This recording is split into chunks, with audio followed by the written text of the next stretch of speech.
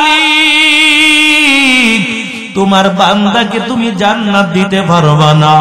আল্লাহ বলে কেন আজকে হাসরের ময়দানে তুমি আজকে বাধা দাও? এরে নবীর উম্মতের দল ওই বান্দাগুলো ডেকে ডেকে বলবে আয় আল্লাহ তোমার বান্দার জমিন আমার জমিন কাছাকাছি জমিন ছিল, আমার 2 হাত জমিন দখল করে খেয়েছে, দুনিয়ায় কত মানুষের কাছে গেলাম বিচার পাইলাম না। আয় আল্লাহ তোমার কাছে দুনিয়ায় থেকে বিচারটা দিছিলাম, আজকে তুমি বিচারটা করে দাও। আবার একদল লোক দাঁড়িয়ে যাবে আর বলবে আল্লাহ আমি দুনিয়ার জমিনে ব্যবসা করতাম, তোমার বান্দা আমার দোকান থেকে মালগুলো বাকি নিয়েছে, আয় আল্লাহ আমার টাকাগুলো দেয় নাই, আল্লাহ আজকে আমার টাকাগুলো তোমার বান্দাকে দিতে বলো। এমন করে করে পাওনাদার দাঁড়িয়ে যাবে, আল্লাহ ডাক দেয়া বলবে এরে বান্দা এই লোকটার ঋণগুলো আজকে পরিশোধ করে দাও। ওই কিয়ামতের ময়দানে টাকা পাবে না, অন্য অন্য পয়সাও পাবে না। আল্লাহ বলবেন এই বান্দার হক নষ্ট করেছো, আজকে হক আদায় করে দাও। এই বান্দা তোমার কাছে টাকা পাবে, আজকে টাকা দিয়া দাও।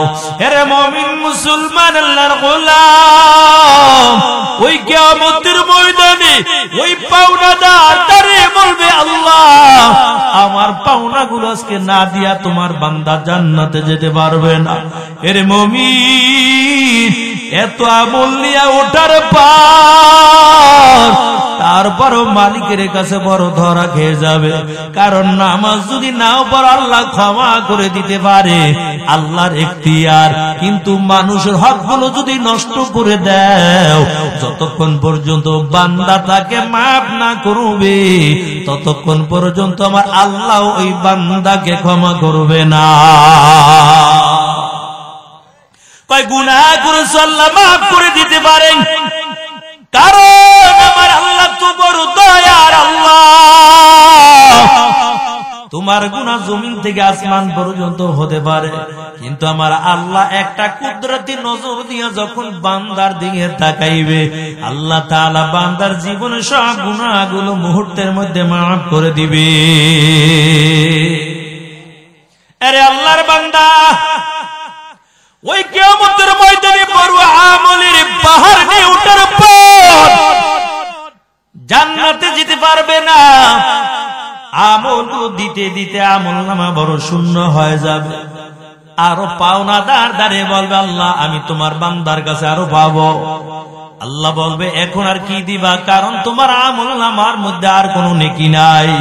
আল্লাহ ডেকে ডেকে বলবে ওই বান্দার গুনাহগুলো এখন তোমার মাথার মধ্যে আনো। এরে আল্লাহর গোলাম কিয়ামতের ময়দানে মায়া নবী বলেন ওই লোকটা হাতের আঙ্গুলগুলো চিবাইতে থাকবে আর আফসোস করতে থাকবে, আইরে যদি দুনিয়ার জমিনের মধ্যে মানুষের হকগুলো নষ্ট না করতাম, আজকে কিয়ামতের ময়দানে আমি হাসতে হাসতে আল্লাহর জান্নাতের মেহমান হইতাম। আল্লাহর বান্দা যুবক 2 দিন 3 দিন হয়ে গেছে কোনো খাবার পায় না, জমিন দিয়ে চলতেছে, হাঁটতে হাঁটতে অনেক দূর যাওয়ার পর একটা নদীর কিনারায় বসে গেল। আল্লাহর বান্দার পেটের মধ্যে তো বড় ক্ষুধা। আল্লাহর বান্দা চিন্তা করে এখন কোথায় খাবার পাবো, কারণ আমার ইবাদত করতে তো বড় কষ্ট হয়ে যায়। হঠাৎ করে নজর করে দেখতে পায় কত সুন্দর রঙের একটা ফল নদী থেকে আস্তে করে ভেসে যায়। আল্লাহর বান্দা ফলটা উঠাইয়া আর দেরি করে নাই, তাড়াতাড়ি ওই ফলটা ক্ষুধার যন্ত্রণায় খেয়ে ফেললো। এখন ইবাদত করে আগের মতো মজা পায় না। এখন সিজদায় যাইয়া বান্দা সুবহানা রাব্বিয়াল আ'লা বলে, তবে আগের মতো বান্দা মজা পায় না। হঠাৎ করে দিলের মধ্যে এমন খেয়াল চলে আসলো, হায়রে কার গাছের ফল খাইলাম, কারণ এই ফলের মালিক তো আমি ছিলাম না, কার বাগানের আমি ফলটা খাইলাম, এই ফলের মালিককে এখন আমি কেমন করে খুঁজে বের করব। তবে হাঁটতে হাঁটতে চলে যায়, কারণ যেই দিক থেকে থেকে ফলটা বেশি এসেছে, আল্লাহর বান্দার বুঝতে আর বাকি নাই। ফলটা এদিক থেকে যেহেতু বেশি এসেছে, অবশ্যই ফলের বাগানও এদিকে হবে। আল্লাহর বান্দা নদীর কিনারায় দিয়ে আস্তে আস্তে করে হাঁটতেছে। কিছু দূর যাওয়ার পর নজর করে দেখতে পায় যে ফলটা খাইলো একই রঙের ফলের বাগান দেখা যায়, বাগানের গাছের ডালে একই রকম ফল দেখা যায়। আল্লাহর বান্দার বুঝতে বাকি নাই, এই ফলটা বুঝে এই বাগানের হবে। এই চিন্তা করার পর বাগানের মালিককে খোঁজা শুরু করে দিল, কে এই বাগানের মালিক? তবে খুঁজতে খুঁজতে পাইল বাগানের মালিক হল একজন বুড়ি মহিলা। বুড়ি মহিলার বাড়ি চলে গেল, ডাকতে বলে, ও বুড়ি মা, ওই ফলের বাগান কি তোমার? বুড়ি মহিলা ডাক দিয়ে বলে, হ, ফলের বাগান হলো আমার। যুবক ডাক দিয়া বলে, বুড়ি মা, তুমি যেই বাগানের মালিক, ওই বাগানের একটা ভাষা ফল আমি খেয়ে ফেলেছি, তুমি ফলের দাবি ছেড়ে দাও। বুড়ি মহিলা ডাক দিয়া বলে, যুবক, তবে ফলের দাবি একা ছাড়লে হবে না, কারণ এই ফলের মালিক আমি একা নয়। এই বাগান যখন আমি ক্রয় করলাম, আমার কাছে পুরা টাকা ছিল না। বলকের বাদশা পাখি শিকার করার জন্য গ্রামে চলে আসে, অর্ধেক টাকা বলকের বাদশা দেয় আর অর্ধেক টাকা আমি দিলাম। এরে যুবক, যদি ফলের দাবি ছাড়াতে চাও, ওই বলকের বাদশার কাছে যাইয়া অর্ধেক দাবি ছাড়াইবা, আর বাকি অর্ধেক ফলের দাবি আমি ছেড়ে দিব। যুবক হাঁটতে হাঁটতে বলকের বাদশার দরবারে চলে গেল, ডাক দেয়া বলে, বাদশা মহারাজ, ওই গ্রামে যে আপনি বাগান ক্রয় করেছেন, ওই বাগানের একটা ভাষা ফল আমি খাইলাম। অর্ধেক ফলের দাবি বুড়ি মহিলা ছাড়লো, বাকি অর্ধেক ফলের দাবি ছাড়ানোর জন্য আপনার রাজ দরবারে হাজির হয়ে গেলাম। বলকের বাদশাকে কেঁদে কেঁদে বলে, বাদশা মহারাজ, ওই ফলের অর্ধেক দাবিটা আপনি ছেড়ে দেন। বাদশা চিন্তা করলো, যেই যুবক অর্ধেক ফলের দাবি ছাড়ানোর জন্য আমার রাজ দরবারে হাজির হয়ে গেছে, এটা সাধারণ কোন মানুষ হবে না, অবশ্যই এটা খাঁটি একজন জান্নাতি বান্দা হবে। আরে আল্লাহর বান্দা, ওদিক থেকে বলকের বাচ্চা ডাকতে বলে, যুবক, ফলের দাবি ছাড়বো, তবে আমার একটা শর্ত আছে। যুবক ডাক দিয়া বলে, কি শর্ত? আমার একটা মেয়ে আছে, যদি আমার মেয়েটা তুমি বিবাহ করতে রাজি হও, তাহলে আমি ফলের অর্ধেক দাবি আমি ছেড়ে দিব। তবে আমার মেয়েটা কানে শুনে না, আমার মেয়েটা কিন্তু চোখে দেখে না, আমার মেয়েটা বড় কালো। এর যুবক, তুমি যদি আমার মেয়েটাকে বিবাহ করতে রাজি হও, আমি ফলের অর্ধেক দাবি ছেড়ে দিব। যুবক বড় চিন্তার মধ্যে পড়ে গেল, আরে কি মুসিবতের মধ্যে পড়ে গেলাম। এখন এই কালো মেয়ে বিবাহ করব না ফলের দাবি ছাড়াবো? যদি মেয়েটা বিবাহ করতে রাজি না হয়, এই ফলের অর্ধেক দাবি বাদশা ছাড়বে না, আর আগের মতো আমি ইবাদতের মধ্যে মজা পাবো না। এরা নবীর উম্মতের দল। ওই যুবক সিদ্ধান্ত নিল, ও বাদশা মহারাজ, আমি বিবাহ করার জন্য রাজি, তার বড় ফলের অর্ধেক দাবিটা আপনি ছেড়ে দেন। বাদশার একটা সুন্দরী রূপসী মেয়ে, আসলে কিন্তু কালো না, এত সুন্দর, যেই মেয়েটা বালেগা হওয়ার পর এমন দুনিয়ার কোন বেগানা পুরুষ তারে দেখতে পায় না।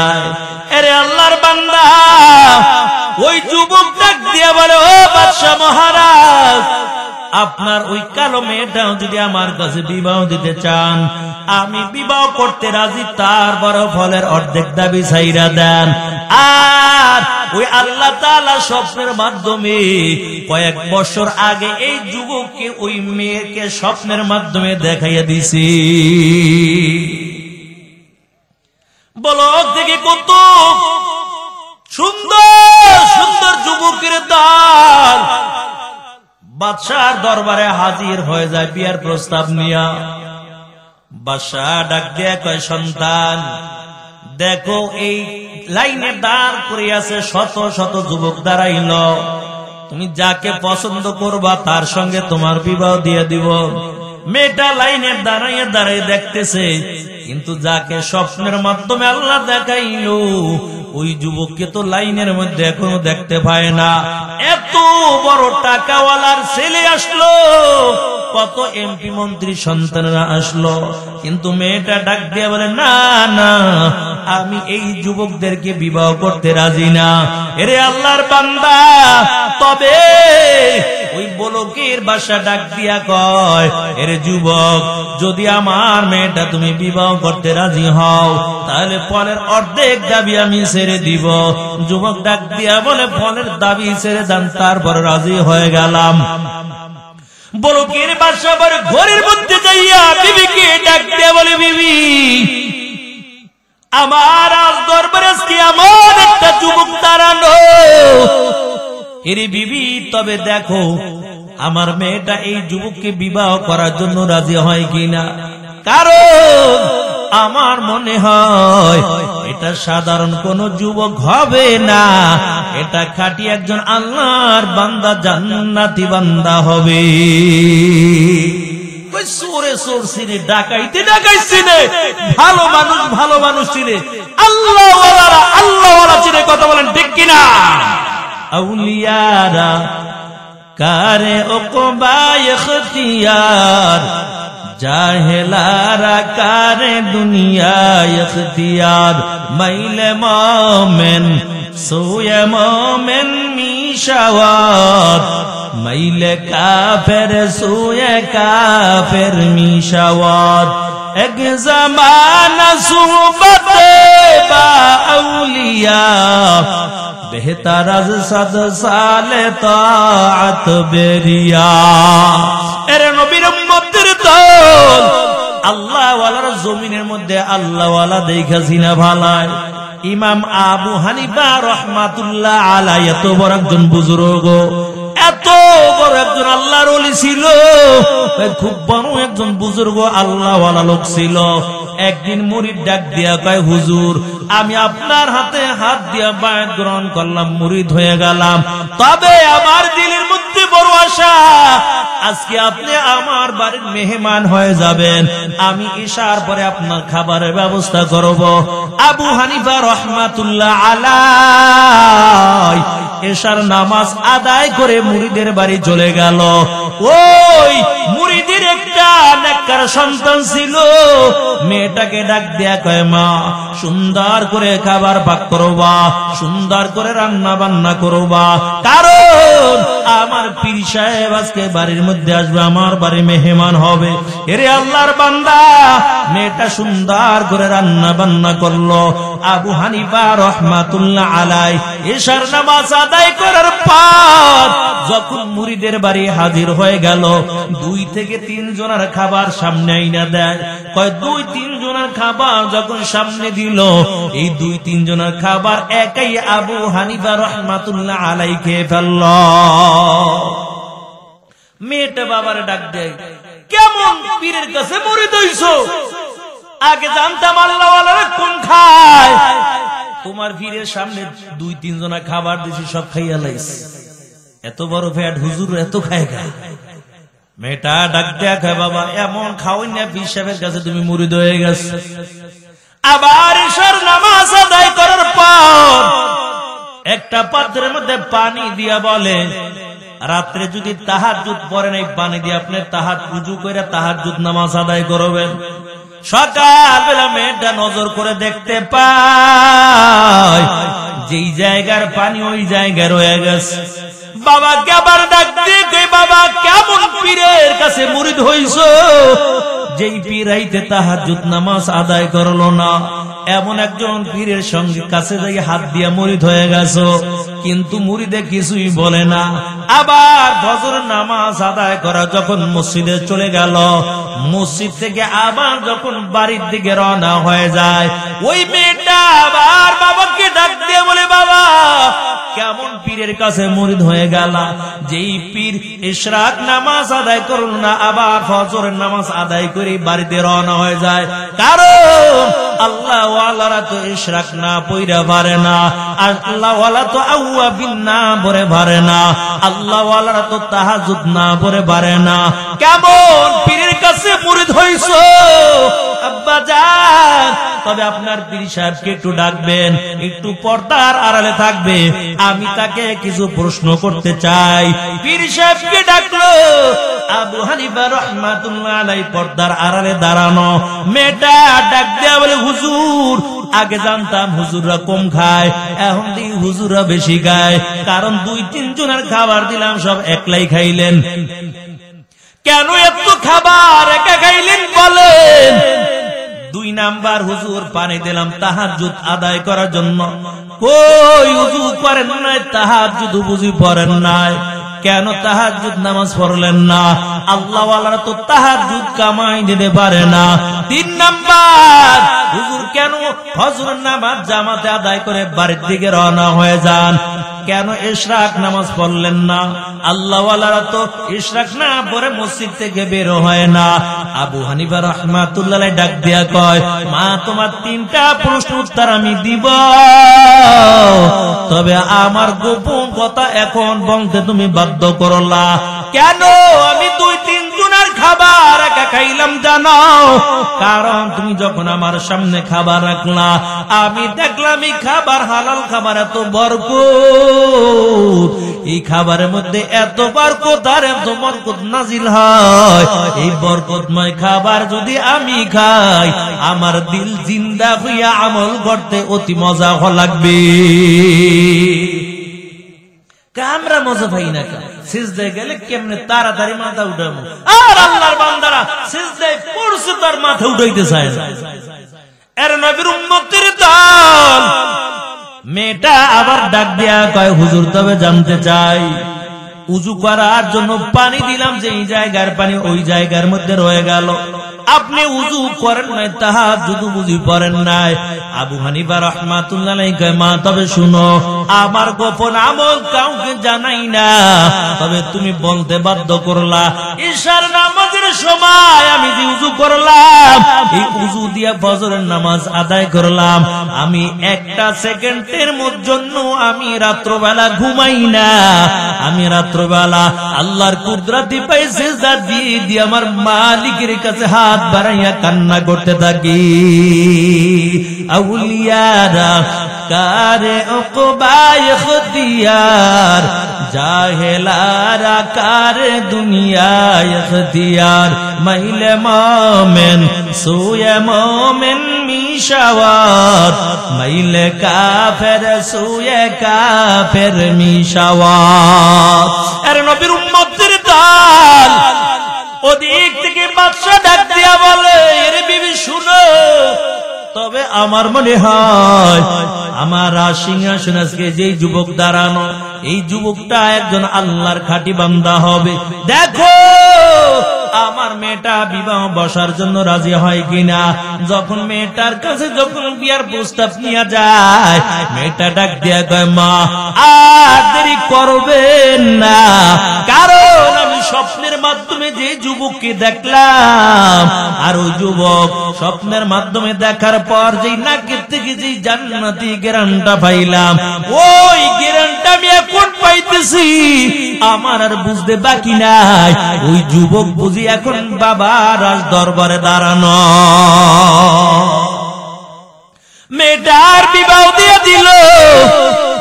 বাসর রাত, বাসর ঘরের মধ্যে ঢুকে গেল, কিন্তু আল্লাহর বান্দা যুবক এখন সিজদায় পড়ে কান্না করে, কিন্তু রাত্র যাপন করে না, বিবির সঙ্গে সিজদায় পড়ে কাঁদে।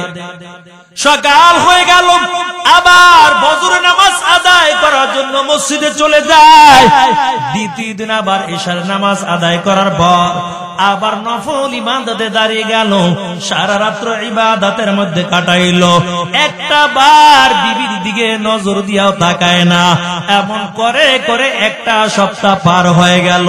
ওই মেয়েটা বাবার কাছে বিচার দেয়, আব্বা জান কেমন যুবকের লাগে আমার বিবাহ দিলা, যেই যুবক বাসর করে যাইও ইবাদতের মধ্যে দাঁড়িয়ে যায়, একটা সেকেন্ডের জন্য আমার দিকে তাকায় না, একমাত্র আল্লাহর কুদরতি পায়ে সিজদা দিয়া কান্না করে। আবার বাচ্চা ডাক দিয়া বলে, এর যুবক আমার মেয়েটা তোমার সঙ্গে বিবাহ দিলাম, তবে ফলের দাবি কিন্তু এখনো আমি ছাড়ি নাই। যদি তুমি ফলের দাবি ছাড়াতে চাও, আমার মেয়ের সঙ্গে রাত্র যাপন করা লাগবে, স্ত্রী হক তোমার আদায় করে দেওয়া লাগবে। এর আল্লাহর বান্দা আবার পরের দিন যখন রাত্রবেলা আবার স্বামী স্ত্রী এক বিছানার মধ্যে ঘুমায়, আল্লাহর বান্দা চিন্তা করলো, আমি বিবির কাছে তাই কাজেই মজা পাই, তার চেয়ে একটা সেজদার মধ্যে আমি 1000 গুণ বেশি মজা পেয়ে যাই। কারণ আল্লাহ ওয়ালারা দুনিয়া চায় না, আল্লাহ ওয়ালারা আখিরাত চায়।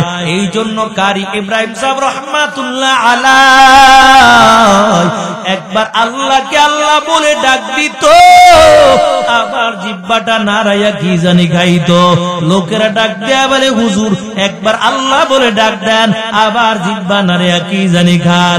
ওই কারি ইব্রাহিম সাহেব রহমাতুল্লাহ আলাইহি বলে, আরে বাবা, আমি যখন একবার আল্লাহকে আল্লাহ বলে ডাক দেই, আমার বুড়া মুখটা মিষ্টি হয়ে যায়, আমি জিহ্বা দিয়া নাড়াইয়া খেয়ে তারপরে আবার দ্বিতীয়বার আমার মালিককে আবার ডাক দিই। আর আপনি আমি জিকির করতে ভালো লাগে না, ইবাদত করতে মজা লাগে না।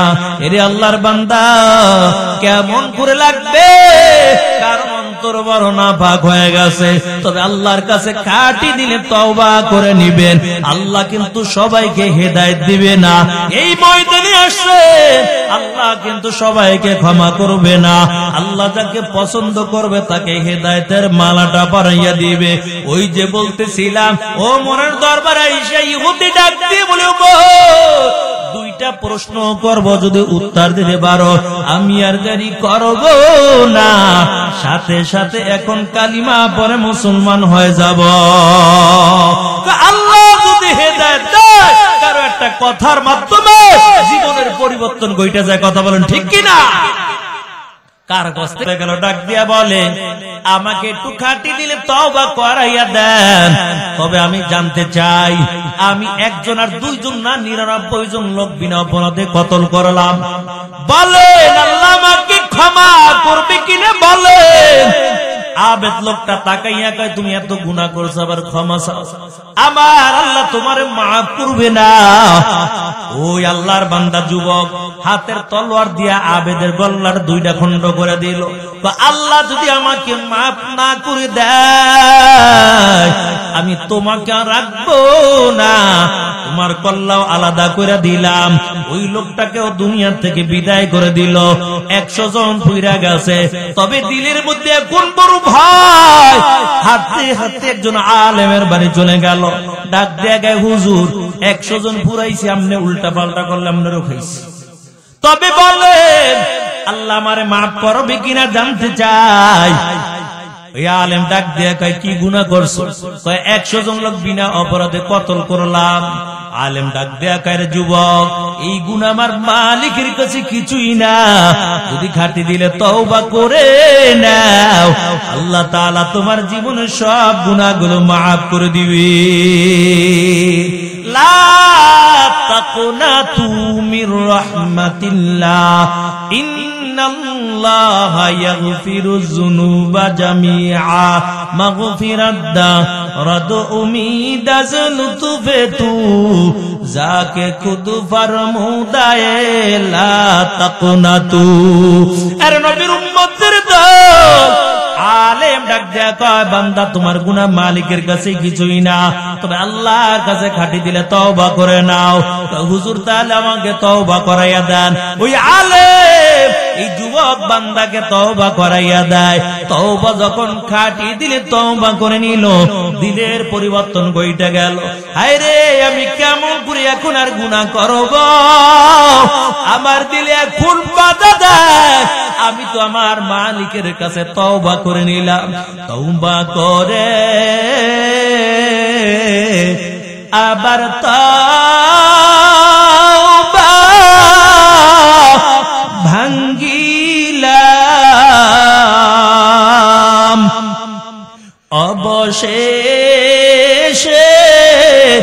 খাঁটি তওবা করিলাম, অবশেষে খাঁটি তওবা করিলাম।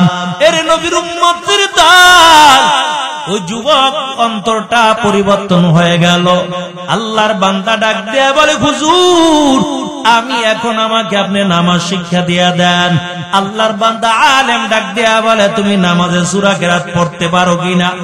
না না, আমি কোরআনের কোন আয়াত তেলাওয়াত করতে পারি না, তবে তওবা করাইয়া দিলাম, বাড়ি চলে যাও, কোন আলেমের কাছ থেকে তুমি কোরআনটাকে শিখে নিবা। যখন কোন আলেমের কাছ থেকে কোরআনটা শিখে নিবা আর শুদ্ধ করে নামাজ আদায় করে নিবা, আল্লাহ তাআলা এমন হতে পারে তোমার জীবনের সব গুনাহগুলো মাফ করে দিবে। ওই যুবক বাড়িতে যাওয়ার পর আস্তে আস্তে করে নামাজ আদায় করা শুরু করলো। তবে ঘর থেকে বের হয়ে গেল, আলেমের বাড়ি যাবে, কারণ আমি তওবা করলাম, আমার নামাজ শেখা লাগবে। আলেমের বাড়ি আবার রওনা হয়ে যায়। কিছু দূর যাওয়ার পর হঠাৎ করে আজরাইল দাঁড়াইয়া বলে, যুবক কোথায় যাও? বলে আলেমের বাড়ি চলে যাই, কারণ আমি কোরআন শেখার জন্য আলেমের বাড়ি যাই। আজরাইল ডাক দিয়ে বলে, যুবক না না, আর সুযোগ দেওয়া হবে না, এখন তোমার জানটা কবজ করে নিব।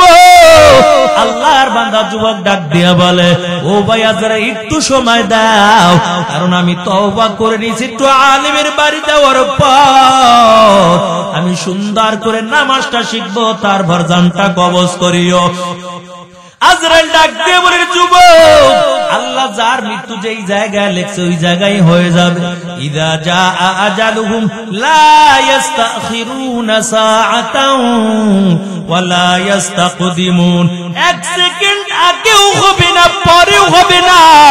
এই জায়গায় তোমার জানটা কবজ করে নিয়ে যাব। ওই জায়গার মধ্যে আল্লাহর বান্দা জানটা কবজ করে নিয়ে যায়। তবে জানটা কবজ হওয়ার পর একদল ফেরেশতা জাহান্নাম থেকে হাজির হয়ে গেল। এই বান্দার রূহটা জাহান্নামের দিকে নিয়ে যাবে। আর একদল ফেরেশতা জান্নাত থেকে হাজির হয়ে গেল। এই বান্দার রূহটা জান্নাতের ময়দানে নিয়ে যাবে।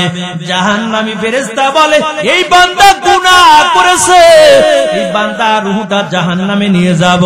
আর জান্নাতি ফেরেশতারা ডাক দিয়া বলে, এই বান্দা তওবা করেছে, এই বান্দার রূহটা এখন জান্নাতে নিয়ে যাব। দুই দল ফেরেশতা বড় ঝগড়া লেগে যায়। আল্লাহ ডাক দিয়া বলে, ও ফেরেশতার দল, ঝগড়া করা লাগবে না, আমি আল্লাহটা সমাধান দিয়া দিলাম। যেই জায়গার মধ্যে জানটা কবজ করা হলো ওখান থেকে যদি তার বাড়ি কাছে হয় তাহলে বান্দার রূহটা নিয়ে জাহান্নামে যাইবা। আর যেই জায়গায় মৃত্যুবরণ করেছে ওই জায়গা থেকে ওই আলেমের বাড়ি যদি কাছে হয় তাহলে তার রূহটা নিয়ে জান্নাতে যাইবা। ফেরেশতারা জমিন মাপা শুরু করে দিল। আল্লাহ তাআলা বাড়ির কাছে জমিনটারে ডাক দেয়া কয়, এরে জমিন তুমি লম্বা হয়ে যাও, কারণ আমার বান্দা তওবা করেছে, আমি আমার বান্দার জান্নাতের মেহমান বানাইব। আর আলেমের বাড়ির জমিনটারে আল্লাহ ডাক দিয়া বলে, জমিন তুমি খাটো হয়ে যাও। ওই যেই জায়গায় বান্দা মৃত্যুবরণ করেছিল মূলত ওই জায়গা থেকে তার নিজের বাড়ি বড় কাছে, কিন্তু আল্লাহর অর্ডার পাইয়া তার নিজের বাড়ির জমিনটা দূরত্ব হয়ে গেল। আর আলেমের বাড়ির জমিনটা আল্লাহর হুকুমে নিকটবর্তী হয়ে যায়। আল্লাহ হেদায়েত দিয়ে দিছে, সময় লাগে না। এর মুমিন কই ছোট্ট একটা বালক আব্দুল কাদের জিলানী, ছোট্ট এক ইহুদি খ্রিস্টানের সাথে ভালো সম্পর্ক ছিল। আমরাও সম্পর্ক রাখি, কয় কিল্লিগা রাখি, কয় এই যে পুজো পুজো যখন হয় তখন পূজায় যাইয়া গো লাগে। অথচ মুসলমান এই জন্য সম্পর্ক রাখবে না, খেয়াল থাকবে আমার চরিত্র দেখে বেদিন যেন কালিমা পড়ে মুসলমান হয়ে যায়। ছোট্ট বালক জোনায় খ্রিস্টান যুবকের লোক ভালো সম্পর্ক। একদিন আইসা আবার তাড়াতাড়ি যাওয়ার জন্য ব্যস্ত হয়ে গেছে। জোনায়েব বাগদাদি ডাক দিয়ে বলে, যুবক মাত্র আসলে আবার তাড়াতাড়ি যাওয়ার জন্য কেন ব্যস্ত হয়ে গেল? খ্রিস্টান যুবক ডাক দেয়া বলে, জোনায়েব তবে শুনাও, তোমাদের যেমন ধর্মীয় অনুষ্ঠান হয় তেমন আমাদের খ্রিস্টানদের আজকে বড় একটা অনুষ্ঠান। এটা বছরে একবার হয়। আমাদের খ্রিস্টান পাদ্রী ওই জায়গার মধ্যে হাজির থাকবে, একটা উপদেশ দিবে, আমরা সারা বছর মেনে নিব। জোনায়েব বাগদাদি ডাক দিয়ে, আমিও তোমার সঙ্গে যাব। খ্রিস্টান যুবক ডাক দিয়ে বলে, জোনায়েব না, ওই জায়গার মধ্যে কোনো মুসলমানের সন্তান যেতে পারে না। যদি কোন মুসলমানের সন্তান যায়, আরে বন্দী কইরা তারপর শাস্তির ব্যবস্থা করে দেয়। জোনায়েব বাগদাদি ডাক দিয়া বলে, এরে যুবক, আমাকে নিয়ে তোমার কোনো চিন্তা করা লাগবে না, কারণ মুসলমান ভালো করে জানে জমিনের মধ্যে মুসলমানের কেউ নাই, তবে মুসলমানের সঙ্গে আল্লাহ আছে। এই জন্য রাসূল যখন জাবালে সুরের মধ্যে আবু বকরের রানের মধ্যে মাথাটা দিয়ে ঘুমায়, ওই কাফের দল খুঁজতে খুঁজতে ওই জাবালে সুরে গেছে। আবু বকর কয়, হুজুর একটা বার যদি তাকায় আমাদেরকে দেখে ভালাইবে, তাহলে কতল করে দেবে। আল্লাহ রাসূল ডাক দেখে, আবু বকর চিন্তা করা লাগবে না, আমরা এই গুহার মধ্যে দুইজন না, আমাদের সঙ্গে আল্লাহ আছে। এর নবীর আশিকের দল জোনায়েব বাগদাদি মজলিসের মধ্যে চলে গেল। হাজার হাজার শ্রোতার দল। খ্রিস্টান পাদ্রী বড় সিংহাসনের মধ্যে বসে গেল, কিন্তু জবান নাড়ায়, ঠোঁটটা নাড়ায়, কেমন জানি কথা বের হয় না। অদিক থেকে খ্রিস্টান শ্রোতার ডাক দিয়ে বলে, কি ব্যাপার, আপনি কেন আমাদের উপদেশ দেন না, আমরা তো সবাই বসে আছি। খ্রিস্টান পাদ্রী ডাক দিয়া, কেমন করে উপদেশ দিব, কেমন করে কথা বলবো, আমিও তো কথা বলতে চাই, কিন্তু জবান থেকে কথা বের হয় না। তার একমাত্র কারণ এই মজলিসের মধ্যে একজন মুসলমানের সন্তান আছে। খ্রিস্টান পাদ্রীর কথা শোনার পর শ্রোতারা ডাক দেয়া কয়, কই মুসলমানের সন্তান কই, একটু দেখাইয়া দেন, দইরে আমরা বন্দী করব। খ্রিস্টান পাদ্রী কয়, না না, বন্দী করবা না, বরং তাকে আমার কাছে নিয়ে আসো। আমি খ্রিস্টানদের বড় নেতা, আমার দিলের মধ্যে কিছু প্রশ্ন জায়গা গেছে, এটা খাঁটি মুসলমান ছাড়া উত্তর দিতে পারবে না। তবে যদি খাঁটি মুসলমানের সন্তান হয় আর কোরআন হাদিস দিয়া যদি উত্তর সঠিক হয়, আমিও কিন্তু আর দেরি করব না, আমিও সাথে সাথে কালিমা পইরা মুসলমান হয়ে যাব। জোনায়েব বাগদাদিকে কাছে ডাক দিয়ে বলে, জোনায়েব শুনো, এই জায়গার মধ্যে কেন আসছি? কালিমার দাওয়াতটা দেওয়ার জন্য। বেশ ভালো কথা, কালিমার দাওয়াত দিবা, তবে আমি 5টা প্রশ্ন করব, যদি কোরআন হাদিস দিয়ে উত্তর দাও আমি আর দেরি করব না, কালিমাটা বইরা নেব। তবে জোনায়েব বলো, উত্তর দিতে পারবা কিনা? তাই ঠিক আছে, আমাদের উলামায়ে কেরামদেরকে হাজির করব। উলামায়ে কেরামদেরকে হাজির করলো। এক পাশে শত শত উলামায়ে কেরাম, আর এক পাশে লক্ষ লক্ষ খ্রিস্টান শ্রোতার দল। ওই খ্রিস্টান পাদ্রীর দামি সিংহাসনের মধ্যে বসার পর ডাক দেয়া হলো, মুসলমান উলামায়ে কেরাম শুনাও, আমার 1 নাম্বার প্রশ্ন বলো, আল্লাহ এখন কি করে? 2 নাম্বারে বলো, কোন জায়গায় সূর্যের আলোটা একবার পড়েছে আর কিয়ামতের আগে ওই জায়গার মধ্যে সূর্যের আলোটা পড়বে না? 3 নম্বরে বলো, আল্লাহ কোন দিকে তাকানো আছে? 4 নম্বরে বলো, কোন কবর জিন্দা ছিল আর কবরের বাসিন্দাও ছিল জিন্দা? 5 নম্বরে বলো, কোন কয়েদখানার মধ্যে আলো নাই, বাতাস নাই, তারপর আল্লাহ তাআলা কয়েদিকে জিন্দা রাখছেন। এমন করে যখন 5টা প্রশ্ন করলো, সব উলামায়ে কেরাম মাথা নিচে দিয়ে বসে আছে।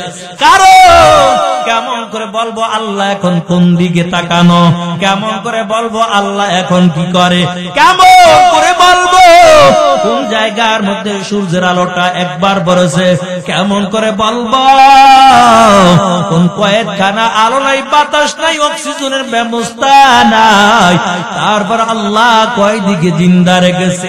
সব মুসলমান উলামায়ে কেরাম মাথা নিচু দিয়ে আল্লাহর কাছে দোয়া করে আর বলে, মালিক যুগে যুগে মুসলমানের বিজয় দান করেছো, তবে আল্লাহ দিনটা দিয়া তোমার কাছে দোয়া করলাম, আজকেও মুসলমানদের বেইজ্জতি করবা না, আজকেও তুমি মুসলমানের বিজয়ের মালাটা পরাইয়া দিও।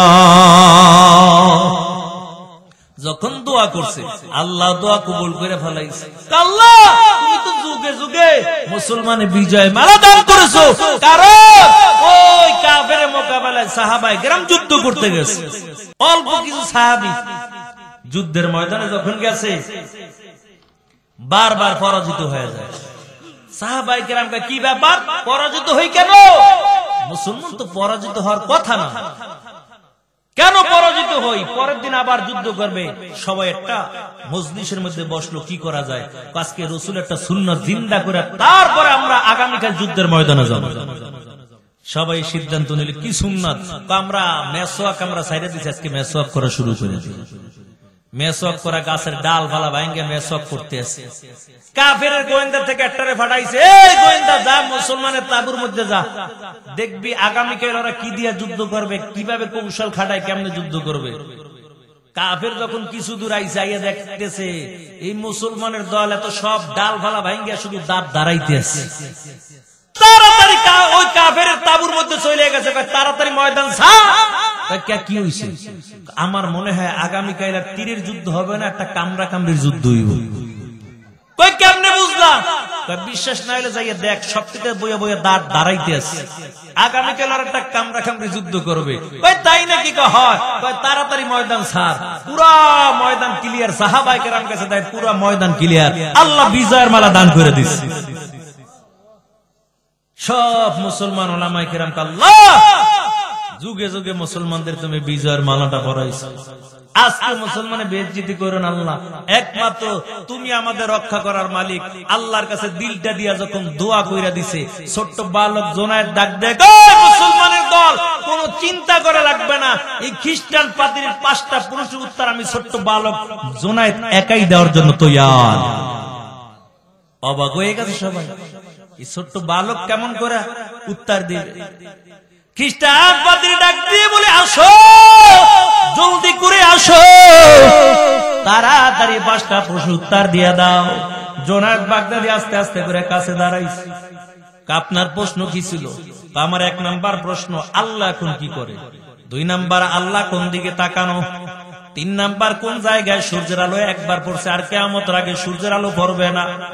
4 নাম্বার, কোন কবর জিন্দা ছিল, কবরে যিনি ছিল তিনিও ছিল জিন্দা, আবার জিন্দা কবরটা চলাফেরা করছে। 5 নাম্বারে, কোন কয়েদখানা, যে কয়েদখানার মধ্যে আলো নাই বাতাস নাই, তারপর আল্লাহ তাআলা কয় দিকে জিন্দা রাখছে। কয় ঠিক আছে, আপনার প্রশ্ন উত্তর আমি দেব ইনশাআল্লাহ, তবে প্রশ্ন উত্তর দেওয়ার আগে একটা কথা জানতে চাই। কি কথা? যে প্রশ্ন করে সে বড় না যে উত্তর দেয় সে বড়? যে প্রশ্ন উত্তর দেয় সেই তো বড়। বলে তাহলে আপনি সিংহাসন থেকে নাইমা যান, আমি সিংহাসনে বসে এখন প্রশ্ন উত্তর দিয়ে দেব। খ্রিস্টান পাদ্রীর দামি সিংহাসন থেকে নিচে নাইমা গেছে, মুসলমানের সন্তান ছোট্ট বালক দামি সিংহাসনের মধ্যে বসে ডাক দিয়া কয়, ও খ্রিস্টান শ্রোতার দল, তোমাদের 1 নাম্বার প্রশ্ন ছিল আল্লাহ এখন কি করে। আমার আল্লাহ এখন এই কাজটাই করেছে। তোমার মতন খ্রিস্টান পাদ্রীকে কানে ধইরা নিচে নামাইয়া আমার মতো মুসলমান ছোট্ট বালককে আল্লাহ এখন এই মুহূর্তে দামি সিংহাসনের মধ্যে বসাইছে। তুইজ্জু মান তাশাউ ওয়া তুযিল্লু মান তাশাউ বিয়াদিকাল খায়র। আল্লাহ যাকে চায় তাকে সম্মান দান করে দেয়, আবার আল্লাহ যাকে চায় আল্লাহ তাআলা তার জুতার মালা পরাইয়া দুনিয়ার জমিনে ঘুরায়। কথা বলেন ঠিক কিনা?